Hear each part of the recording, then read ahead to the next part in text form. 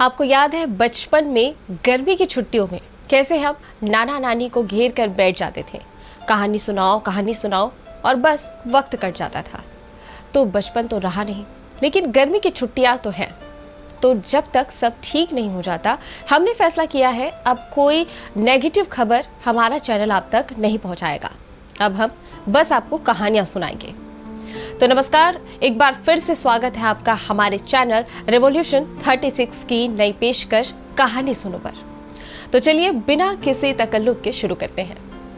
एक वक्त की बात है, उत्तर भारत में सरयू नदी से कुछ दूर एक राज्य था जो राजा भीम सिंह के अधीन था। मतलब भीम सिंह वहां का राजा था और उत्तर भारत का वो पूरा क्षेत्र महाराजा शौर्य प्रताप सिंह के अंतर्गत आता था। भीम सिंह के जैसे कई और राजा भी महाराजा शौर्य प्रताप सिंह की शरण में थे। सब कुछ बड़े प्यार से चल रहा था, कभी कोई परेशानी नहीं आती थी। राज्य के ज्यादातर लोग खेती करते थे, जुलाहे कपड़े बुनते थे, साहूकार व्यापार, और साल भर में जो कुछ भी वहां होता था पहले उसका आधा हिस्सा बतौर राजस्व राजा को दे दिया जाता था। और बदले में राजा हर बार उनको आश्वासन देता था कि वो हमेशा अपनी प्रजा की रक्षा करेगा और हर तरह की परेशानी में उनके साथ खड़ा रहेगा। बची हुई आधी फसल को राज्य के हर परिवार का साल भर का गुजारा चलता था। फिर नई फसल तैयार हो जाती थी। उस आधे राजस्व में से 30% राजस्व राजा महाराजा को दे देता था और फिर बदले में महाराजा राजा से वादा करता था कि अगर राज्य में कोई भी परेशानी आएगी तो वो अपनी पूरी शक्ति के साथ राज्य को उस परेशानी से उबारने में मदद करेगा। राजा भी आश्वस्त होकर बाकी का 20% राजस्व अपने ऐशो आराम के लिए इस्तेमाल करता था। बड़े बड़े जलसे होते थे, नर्तकियों का नृत्य होता था, अन्य राज्यों को दावत दी जाती थी, शराब चलती थी। कई साल बीत गए, ये वादों का सिलसिला चलता रहा। प्रजा निर्भीक थी कि कोई परेशानी आएगी तो राजा तो है ही, और राजा निर्भीक था कि कोई परेशानी आएगी तो महाराजा तो है ही। आखिर वो परेशानी का दिन आ ही गया। राज्य में भयंकर सूखा पड़ा, बारिश की एक बूंद भी धरती पर नहीं गिरी, सारी फसल तबाह हो गई, बचा खुचा राशन भी खत्म होने लगा। तब सारी प्रजा राजा की शरण में गई। राजा भीम सिंह ने आश्वासन दिया कि वो जल्द ही इस समस्या का समाधान करेंगे। प्रजा निश्चिंत होकर वापस लौट आई।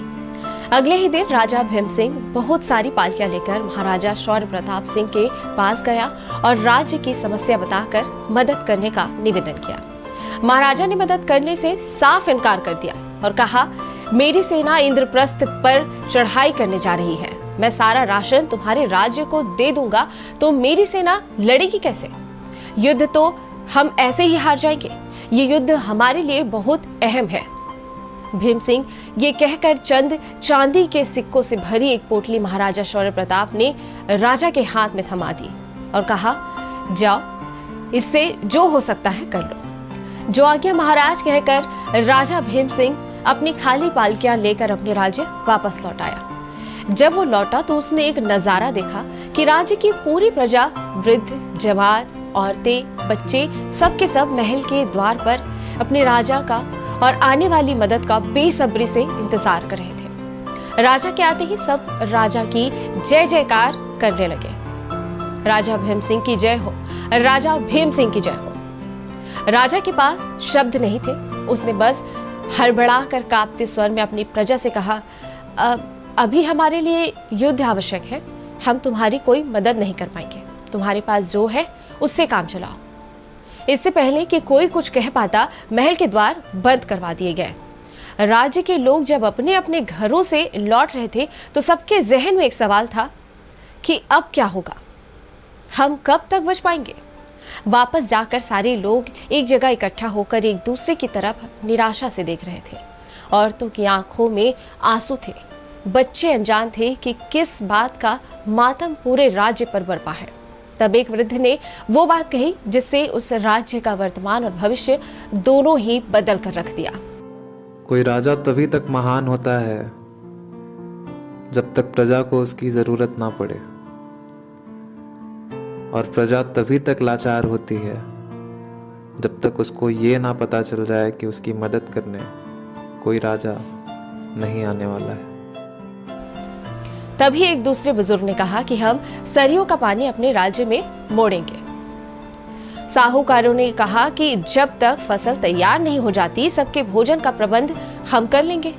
फिर सारे नौजवान, वृद्ध और औरतें अगली ही सुबह सरयू किनारे पहुंच गए। सबने अपने अपने काम बांट लिए और एक दूसरे की मदद और बुजुर्गों की सलाह से महज 7 दिन में उन सब ने नामुमकिन को मुमकिन कर दिखाया और सरयू का पानी अपने राज्य तक लाकर खेतों तक पहुंचा दिया।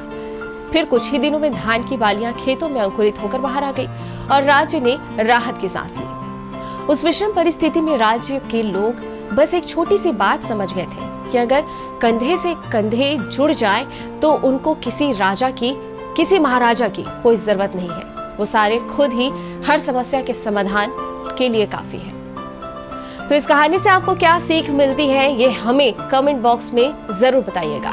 जल्द होगी मुलाकात अगली कहानी के साथ कहानी सुनो पर। तब तक अपना ख्याल रखिए, घर पर रहिए और सुरक्षित रहिए।